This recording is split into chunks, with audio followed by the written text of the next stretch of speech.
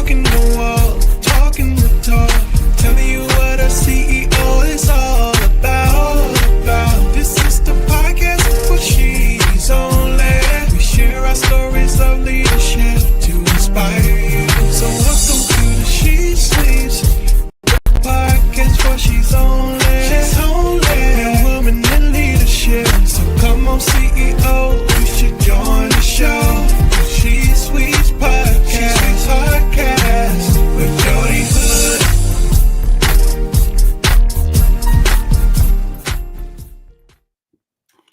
Hello, and welcome to She Sweets Podcast with your host, the one and only, yours truly, Jodi Hood. This is a place where She Sweet executives laugh and cry. We thrive and we survive as we tell unfiltered stories that happen in the suite for She Sweets that our male counterparts will never have to face. Today, we are going to talk about navigating difficult conversations. In other words, can we talk? Yes. Navigating difficult conversations. Now, let me tell you something. As a leader, you are inevitably going to face difficult conversations, whether you're addressing a performance issue or it's interpersonal conflict, or you're confronting a situation that's been simmering under the surface. It's unavoidable, folks. It's unavoidable. So, as uncomfortable as they may be, the ability to navigate difficult conversations with skill is one of the most important aspects of our leadership. Now, the key is knowing how to address issues directly before they fester and escalate or undermine your working relationships. Now, I'm going to tell you something. I am going to tell you to do as I say and not as I do. Well, actually, I'm pretty good at it now. But as a young leader, administrator, I was a firecracker. I'm telling you. Sometimes, I grew up with a mom that said, wherever you show out, I'm going to show out right with you right there. So I kind of took that into the workplace.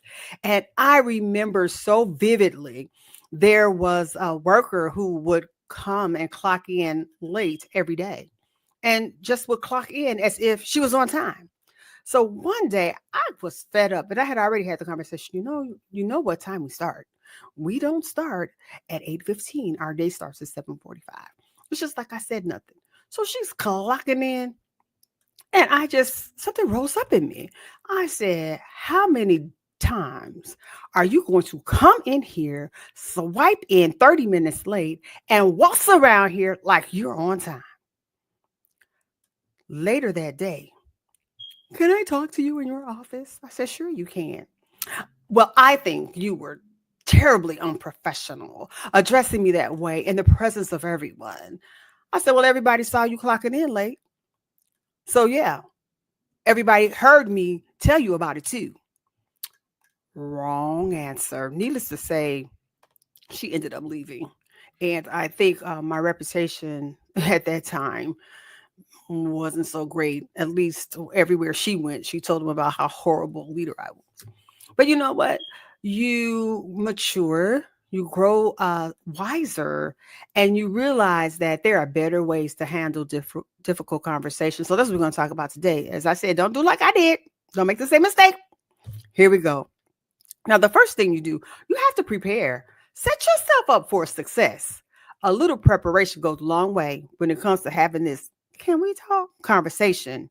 Before you sit down with someone, it is crucial. You have to understand your goals, understand your motivations, and your emotional state. If you're hot and bothered or you had a bad day, something else is bothering you, that is not the time to sit down and have a can we talk moment. As together as you think you are and as focused as you think you are, sometimes our emotions from something else will seep in because it's just your emotional state is just not right. Now, determine your goal. Now, you got to start by asking yourself, what is the purpose of this conversation? What do I really want this outcome to be? Am I aiming to address a specific behavior, or to clarify an issue that's impacting the work or it's impacting the team. Now, you got to be clear in those intentions. Like, if your goal, like mine was simply to vent or express how upset you are, baby, you are not ready. You're not ready for a constructive conversation. If instead, though, your goal is to improve the situation or solve the problem or to improve a working relationship, you'll be in a better mindset to engage with the other person in a productive way. You have to do this. Shift from judgment to curiosity. One of the biggest obstacles to successful difficult conversation is our tendency to judge other people's actions through the lens of our own emotions. And you know what this can do? It can escalate to this. It can just it can escalate and it can cloud our judgment. And it'll prevent us from really understanding the other person's perspective. And sometimes you really have to do this. Okay. Now, don't take it personal. You don't want to, why are they acting this way? Why are they doing this to me? You might want to shift to what else might be going on here? What could really be the motivation of the person's behavior? Now, what you want to do is set the ground rules. You want to set the ground rules for, I'm sorry, we want to set the stage.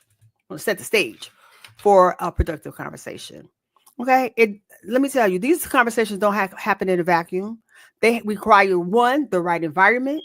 They require the right mindset and the conditions to thrive. Now, here's how you can do that. One, invite the person to talk. It's very important to create a space where both parties feel comfortable discussing the issue. Here, you don't want to ambush or spring a tough conversation on them when they're distracted or stressed. Let me tell you something.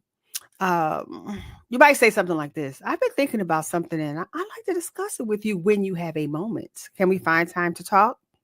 Yeah. You can also set the ground rules. Be upfront. Be upfront. You can say why it's important to you or what kind of outcome you're hoping for.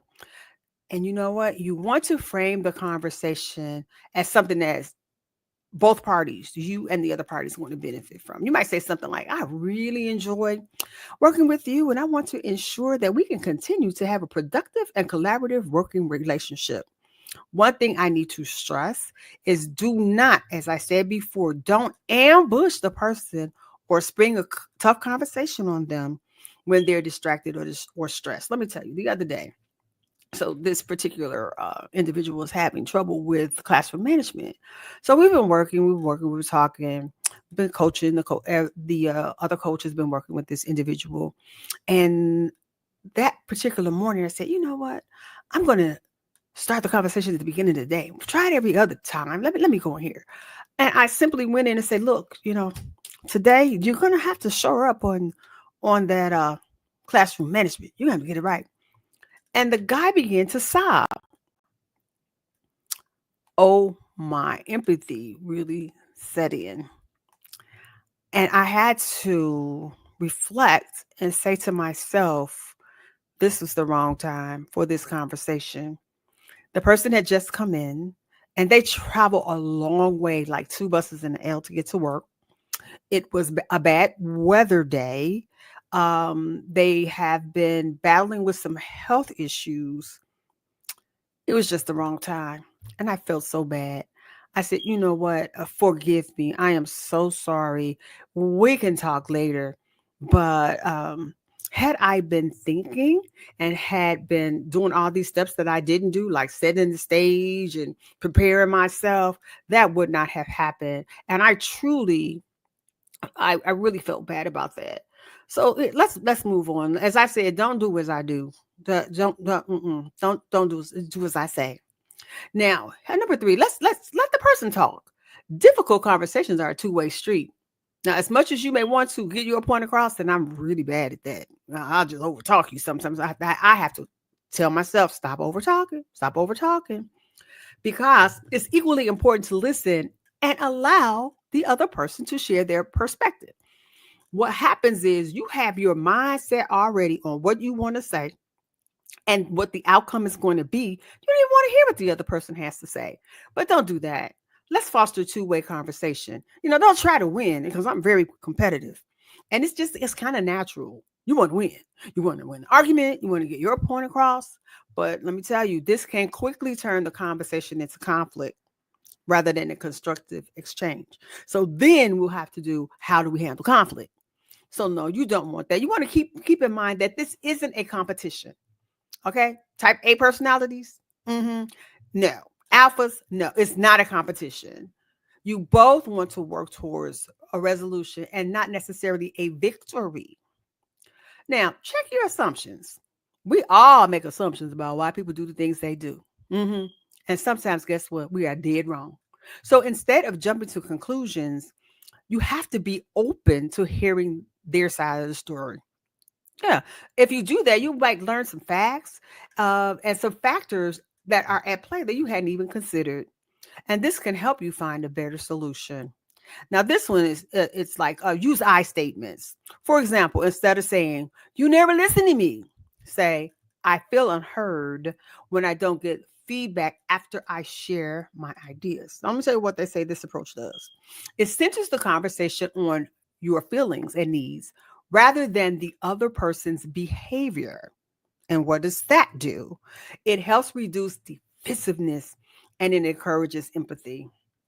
Now, this is what you want to do. After you've done all of that, don't leave the conversation hanging.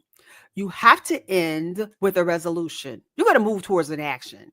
So a difficult conversation, it's not over, baby. It is not over until you have made progress towards the resolution. Now, this is where many conversations break down.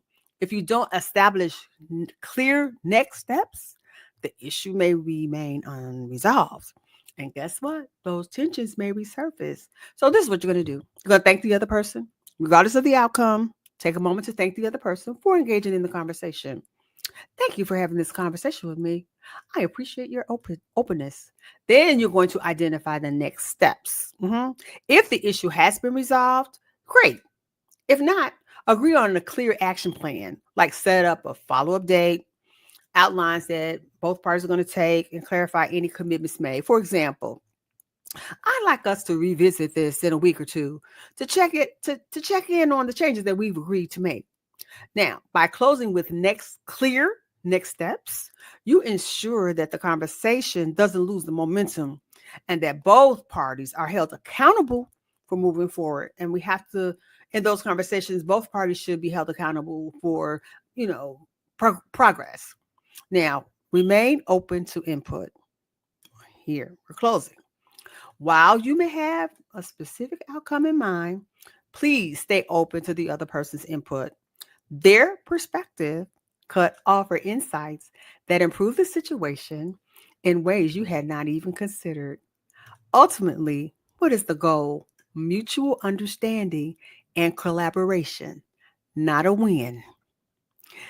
Difficult conversations, as we said, are inevitable. They are an inevitable part of leadership, but you don't have to dread them. By preparing thoughtfully, creating a space for open communication, and focusing on solutions, us, we can navigate these challenging discussions with confidence and grace. And that's what you really want to do. Remember, conversations don't just resolve problems.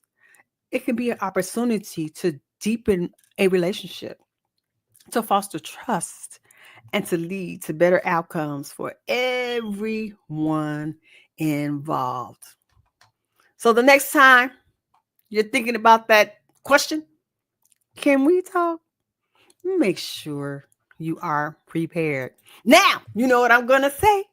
Please like me on Facebook, connect with me on LinkedIn, Jodi Hood, and subscribe to my YouTube channel, Dr. Jodi Hood. Now, until next week, what do we want to do? She Suites. What do we want to do? Women leaders. What do we want to do? We want to keep walking the walk, and we want to keep talking the talk. And what do we have to say to those guys in the C-suites? C-suite? The she-suites are coming at you. Better get ready. Welcome to the podcast for G's only.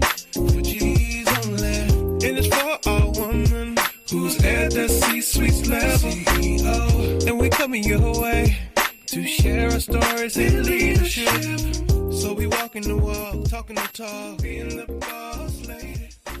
Welcome to